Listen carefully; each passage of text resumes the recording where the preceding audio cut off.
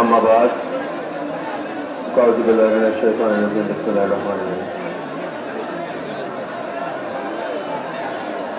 الصلاة والسلام عليك يا رسول الله الصلاة والسلام عليك يا حبيب الله الصلاة والسلام عليك يا شافي المذنبين الصلاة والسلام عليك يا رحمة للعالمين সর্বপ্রথম লক্ষ কোটি কর্মসূচি আয়োজন করছি জাতীয় পার্টির মহান প্রতিষ্ঠাতা বিশ্ববলি হযরত শাহ সুফি খাজা ফরিদপুরি কুতুবশাহী প্রধান সাহেবের প্রতি ধন্যবাদ।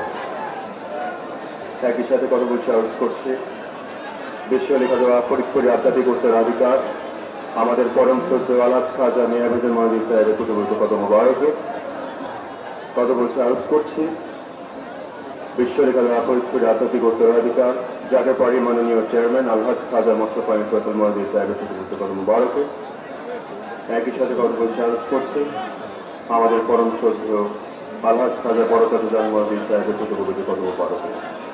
আজকের উপস্থিত আমাদের সম্মানিত অতিথিবৃন্দগণ, আমাদের সম্মানিত সাংবাদিক ভাইরা যারা উপস্থিত হয়েছেন, আমাদের প্রশাসনের যারা আজকে এখানে উপস্থিত হয়েছেন, আজকের আমাদের মহাপবিত্র বিশ্ব ইসলামী সম্মেলনকে সফল করার জন্য যারা সহযোগিতা করেছেন, জাতীয় পার্টির মূল দল, জাতীয় পার্টির 26টি সহযোগী সংগঠন, জাতীয় পার্টির ছাত্র ফ্রন্ট, যুবক ফ্রন্ট, যুব স্বেচ্ছাসেবক ফ্রন্ট, স্বেচ্ছাসেবক ফ্রন্ট, কৃষক ফ্রন্ট, শ্রমিক ফ্রন্ট, জাতীয় পার্টি হিন্দু ভক্ত ফ্রন্ট এবং আমাদের মা বোনেরা জাতীয় পার্টি মহিলা ফ্রন্ট এবং জাতীয় পার্টি ছাত্রী ফ্রন্ট, আমি সকলের উদ্দেশ্যে বলতে চাই আসসালামু আলাইকুম রহমতুল্লাহ ওয়া বারাকাতুহু। আজ থেকে আরো 25 বছর আগে জাতীয় পার্টির মহান প্রতিষ্ঠাতা বিশ্ববলি হযরত শাহ সুফি খাজা ফরিদপুরি কুদুসাতুল আজিজ তিনি আমাদেরকে এতিম করে আল্লাহ রাব্বুল আলামিনের কাছে চলে গিয়েছিলেন। আজ থেকে 36 বছর আগে জাতীয় পার্টির মহান প্রতিষ্ঠাতা মদিনার একটি আলোকিত একটি রাষ্ট্র ব্যবস্থাপনার উদ্দেশ্যে মুসলিম জনতাকে ঐক্যবদ্ধ করার লক্ষ্যে, মুসলিম জনতাকে মুক্তি করার লক্ষ্যে, বাংলার শান্তিকামী মুক্তিকামী জনতাকে মুক্ত করার উদ্দেশ্যে তিনি 1990 সালে 12 রবিউল আউয়ালের দিন জাতীয় পার্টিকে প্রতিষ্ঠিত করেন। জাতীয় পার্টিকে প্রতিষ্ঠিত করেছিলেন আজ থেকে আরো প্রায় এই 36 বছরের আগে, তারও প্রায় 35 বছর আগ বিশ্ববলি খাজা ফরিদপুরি মোর্শেদ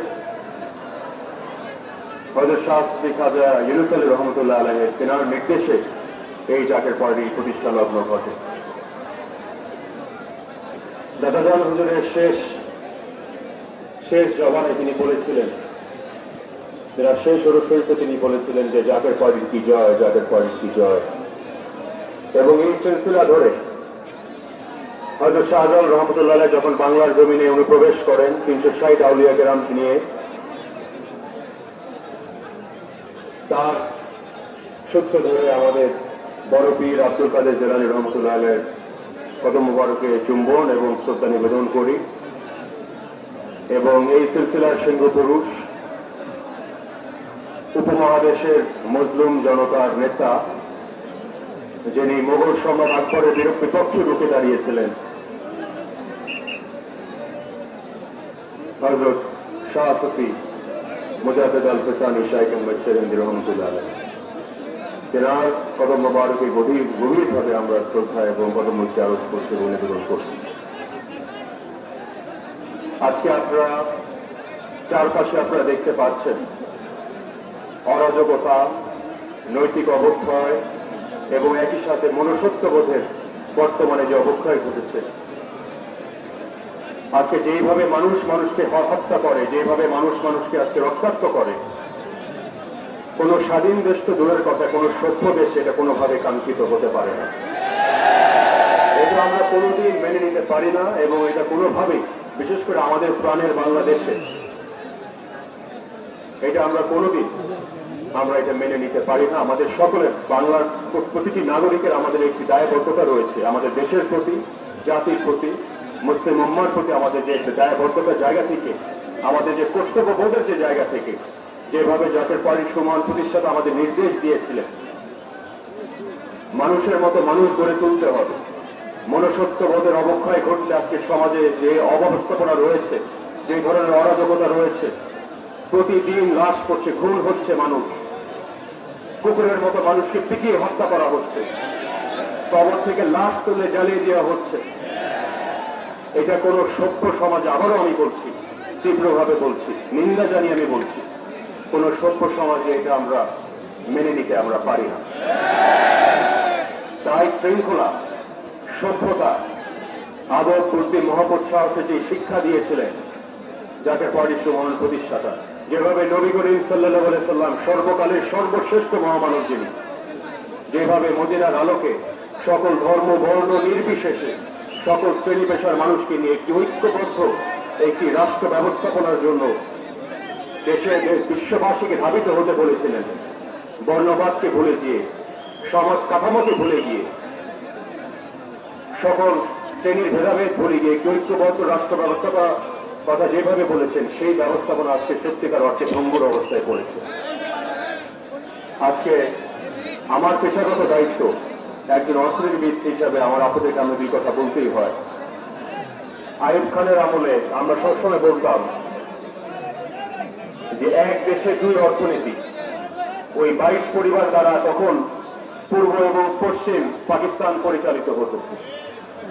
তার আগে ব্রিটিশ সাম্রাজ্যকারীরা ইস্ট ইন্ডিয়া কোম্পানির মাধ্যমে দেশের মানুষের অর্থ সম্পদ সবকিছু লুণ্ঠন করে বাংলার জমিনের মানুষকে কঙ্কাল বানিয়ে বাংলাদেশের অর্থনীতিকে লুটপাট করে একটি সমৃদ্ধশালী জাতি থেকে একটি দারিদ্র জাতিতে রূপান্তরিত করে দেশকে জলাঞ্জলি দিয়ে তারা বাংলার মানুষকে এবং উপমহাদেশের মানুষকে তারা বারবার তারা মুখ থুবড়ে ফেলতে দিয়েছে।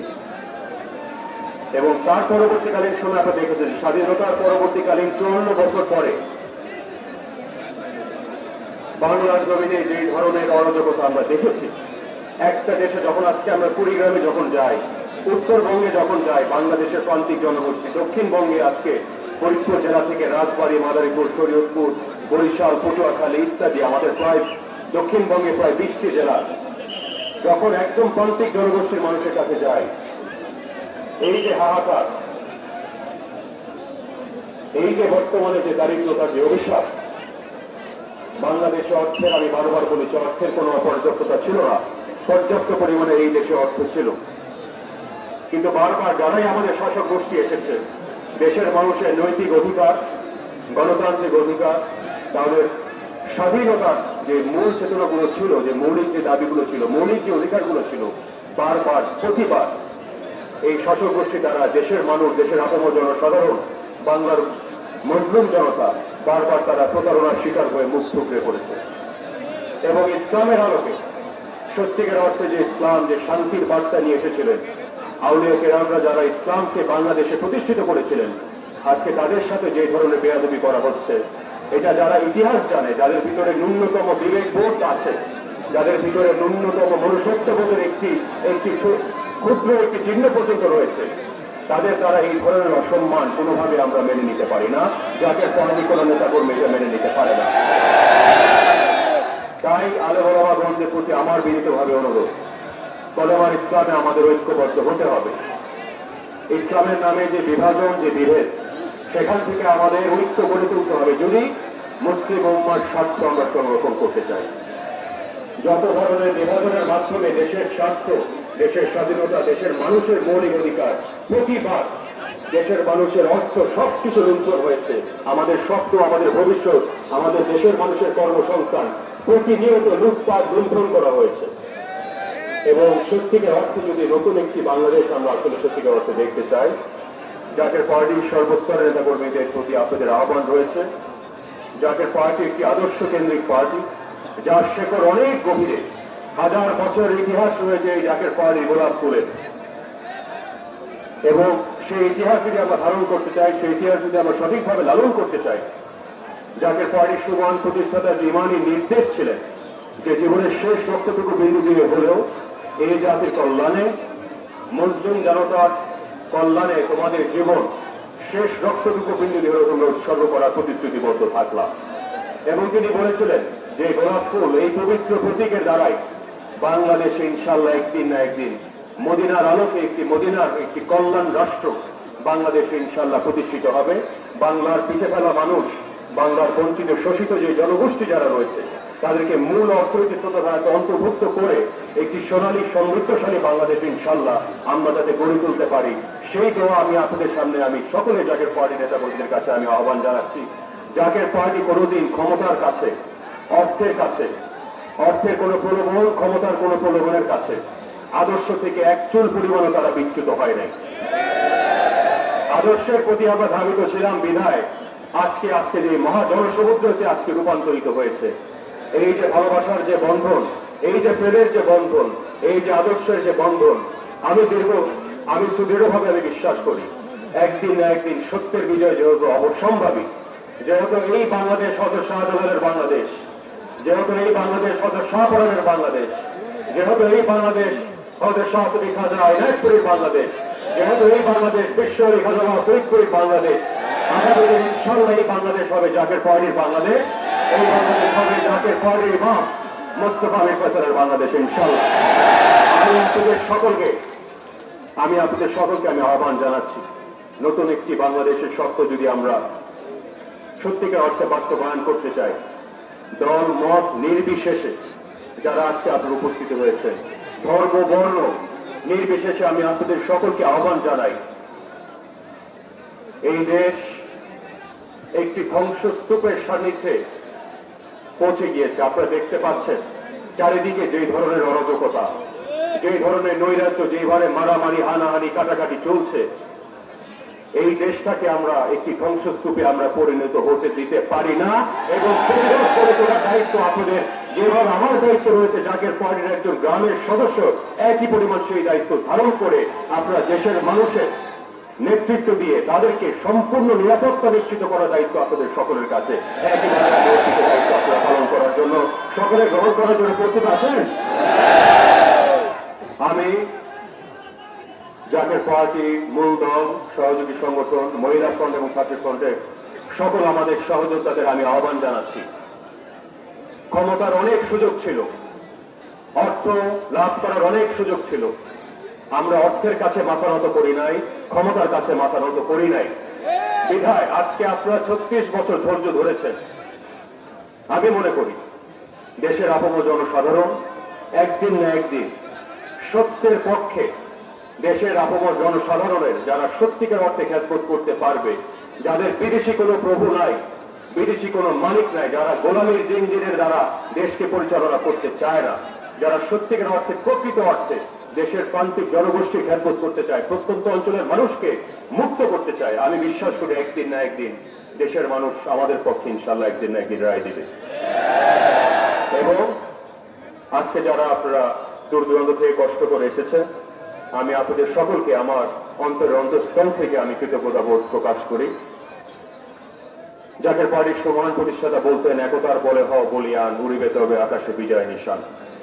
এবং সেই বিজয় নিশানের পতাকা ইনশাল্লাহ আগামী দিনে জাকের পার্টির ইমাম মোস্তফা আমির ফয়সাল মুজাহিদি, এই সত্যের ঝান্ডা, যেই সত্যের ঝান্ডা আজ থেকে 1400 বছর আগে সর্বকালের সর্বশ্রেষ্ঠ মহামানব হযরত মুহাম্মদ সাল্লাল্লাহু আলাইহি সাল্লাম দ্বারা মানব জাতির কাছে ধাবিত হয়েছে, সেই সত্যের ঝান্ডা ইনশাল্লাহ বাংলাদেশের 86,000 গ্রামে ইনশাল্লাহ উত্তোলিত হবে ইনশাল্লাহ। আমি আপনাদের সকলের দীর্ঘ হায়াত কামনা করি। আমি আপনাদের সকলের দৈনন্দিন জীবনের যত বালা মুসিবত আছে রব্বুল আলামিন আমাদের সকলের আত্মত্যাগের বিনিময়ে আপনাদের সকলকে দীর্ঘ হায়াত এবং সুস্বাস্থ্য কামনা করে আপনাদের পরিবার পরিজনদেরকে সকল বালা মুসিবত থেকে মুক্ত করেন এবং ইনশাল্লাহ সত্যের পথে ধাবিত হওয়ার সেই ইমানি শক্তি, ইমানি বল আপনাদেরকে দান করেন এবং দেশের মানুষের খ্যাতবোধ করার জন্য, দেশের মানুষের মুক্ত করার জন্য যে লড়াই, যে ইমানি পরীক্ষা দরকার, সেই সততা, সেই সৎ সহজতা আল্লাহ রাব্বুল আলামিন আমাদের সকলকে দান করেন। এবং সত্যের বিজয় আমি এবং গোলাপ ফুলের বিজয় আমি আল্লাহর দরবারে ভিক্ষা চেয়ে আমি আমার বক্তব্য এখানেই শেষ করছি। ওয়াখির দাওয়ানা বলেন আলহামদুলিল্লাহি রাব্বিল আলামিন। আসসালামু আলাইকুম ওয়া রাহমাতুল্লাহি ওয়া বারাকাতুহু। জাতীয় পার্টির সম্মান প্রতিষ্ঠাতা বিশ্বলী হযরত শাহ সফিউল্লাহ ফরিদপুর জিন্দাবাদ। জাতীয় পার্টি জিন্দাবাদ। জাতীয় পার্টি মাননীয় চেয়ারম্যান আলহাজ সাহেব বসুকারী জিন্দাবাদ। ইনশাআল্লাহ ইনশাআল্লাহ একদিন না একদিন সত্যের ঠান্ডা ইনশাআল্লাহ বাংলার মানুষকে ঐক্যবদ্ধ করবে। পুরো দেশবাসীকে ইনশাআল্লাহ এক পতাকার নিচে ইনশাআল্লাহ আমরা ঐক্যবদ্ধ করে দেশের মুক্তিকামী শান্তিকামী মানুষকে আমরা মুক্ত করে ইনশাআল্লাহ আমরা ছাড়বো ইনশাআল্লাহ। সকলের থেকে বিদায় নিচ্ছি। আসসালামু আলাইকুম ওয়া রাহমাতুল্লাহি ওয়া বারাকাতুহু। খুদা হাফেজ।